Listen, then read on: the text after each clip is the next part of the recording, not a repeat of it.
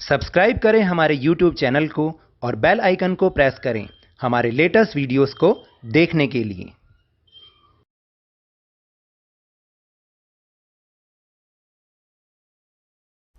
Hello and welcome to Lavneesh sir की class. आज की ये शिक्षा निदेशालय राष्ट्रीय राजधानी क्षेत्र दिल्ली की वर्कशीट नंबर 28 जो कि कक्षा 7वीं के विद्यार्थियों के लिए है। यह ली गई है विज्ञान विषय से और इसमें जिस टॉपिक को हम समझ रहे हैं वह है प्रकाश। तो जैसा कि आप जानते हैं कि पिछली वर्कशीट्स में भी हम इसी लेसन को समझ रहे थे, आज उसके बारे में कुछ और जानकारी प्राप्त करेंगे। तो बिना देर करते हुए शुरुआत करते हैं मेरे साथ और समझने की कोशिश करते हैं। देखिए, जब आप समतल दर्पण में अपना प्रतिबिंब देखते हैं तो क्या यह ठीक आपके जैसा दिखाई देता है? क्या कभी आपने ध्यान दिया है कि आप तथा दर्पण में आपके प्रतिबिंब में एक रोचक अंतर है? तो चलिए इसका कारण जानने का प्रयास करते हैं, क्योंकि पिछली वर्कशीट में हमने ये तो जाना था कि जो शीशा है या उसके जैसी जो चीज़ें हैं वो हमारे प्रतिबिंब को बनाती हैं, और जब प्रकाश इनसे टकराकर हमारी आँखों के अंदर प्रवेश करता है, नेत्रों में प्रवेश करता है, तो हमें वो प्रतिबिंब दिखाई देता है। लेकिन क्या इस प्रतिबिंब में और आप में कुछ समानता होती है या कुछ अंतर होता है? तो देख लेते हैं एक बार। दक्षिण या वाम दर्पण द्वारा बने प्रतिबिंब में बिंब का वाम यानी बायां भाग प्रतिबिंब के दाहिने भाग की भांति दिखाई देता है और बिंब का दक्षिण यानी दायां भाग प्रतिबिंब के वाम यानी बाएं भाग की भांति दिखाई देता है। तो सिंपल शब्दों में आपको बताऊं कि जब आप अपना चेहरा या अपने आप को देख रहे हैं दर्पण में, तो अगर आप अपना बायां हाथ उठाएंगे, लेफ्ट हैंड उठाएंगे, तो प्रतिबिंब का राइट हैंड उठेगा, और अगर आप अपना दायां हाथ यानी राइट हैंड उठाएंगे तो प्रतिबिंब का लेफ्ट हैंड उठेगा। बस इतना सा फर्क होता है। तो एक गतिविधि भी करके देख लेते हैं। देखिए, एक समतल दर्पण के सामने खड़े होकर अपने प्रतिबिंब को देखिए और ऐसा करिएगा जरूर। अब अपने दाहिने हाथ को ऊपर उठाइए। अब आप यह देखिए कि आपका प्रतिबिंब अपना कौन सा हाथ ऊपर उठाता है। इसके बाद अपने बाएं हाथ में एक पुस्तक लीजिए और देखिए कि आपके प्रतिबिंब में पुस्तक किस हाथ में है। देखिए देखिए, जल्दी से देखिए। देख लिया? तो अब आप देखेंगे कि प्रतिबिंब में जो दायां है वो बायां दिखाई दे रहा है और जो बायां है वो दायां दिखाई दे रहा है। ये फर्क होता है प्रतिबिंब में, बाकी कोई फर्क नहीं होता। भाई, प्रतिबिंब में साइड तो चेंज होती है लेकिन वो उल्टा थोड़ी दिखाई देता है। यानी अगर आप सर के बल खड़े हैं तो वो क्या आप पैरों के बल दिखाई देंगे? नहीं, सिर्फ साइड चेंज होती है। ठीक वैसे ही आगे आप देखिए क्या होता है। राम ने रोगी वाहनों पर एम्बुलेंस को चित्र की भांति लिखा देखा। यहाँ पर एक एम्बुलेंस का चित्र है, देखिए जरा, और उसमें एम्बुलेंस उल्टा लिखा हुआ है।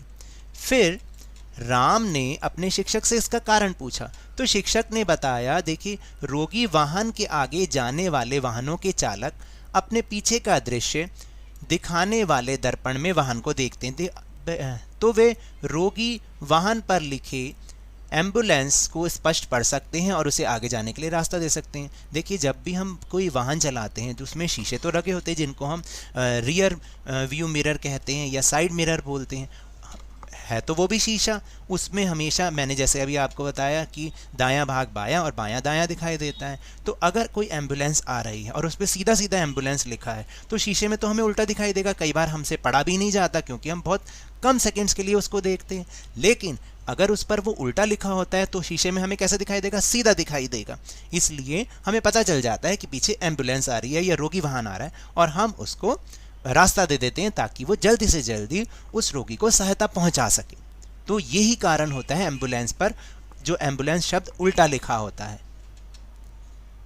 तो इसलिए प्रत्येक का ये कर्तव्य भी है कि रोगी वाहन का रास्ता रोके बिना उसे आगे जाने दे। देखिए, कई बार मैंने देखा है कि रोगी वाहन जो है रेड लाइट पर अटक जाते हैं या कई लोग उसके आगे आगे चलते रहते हैं।